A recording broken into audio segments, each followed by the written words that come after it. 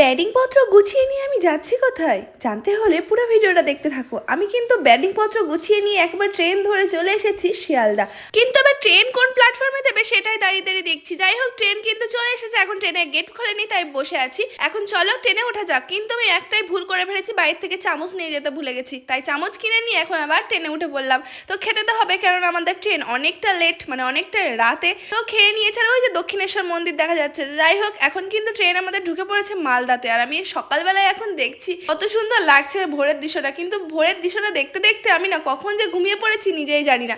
অবশেষে আমাদের ট্রেন চলে এসেছে নিউ জলপাইগুড়ি। তো আমরা নেমে এখন চলে এসেছি একটা অফিসে প্যাকেজ বুক করার জন্য, আর তোমাদের দাদাভাই প্যাকেজ বুক করে নিয়েছে। আর হ্যাঁ, দিনটি ছিল 15ই আগস্ট, স্বাধীনতা দিবস।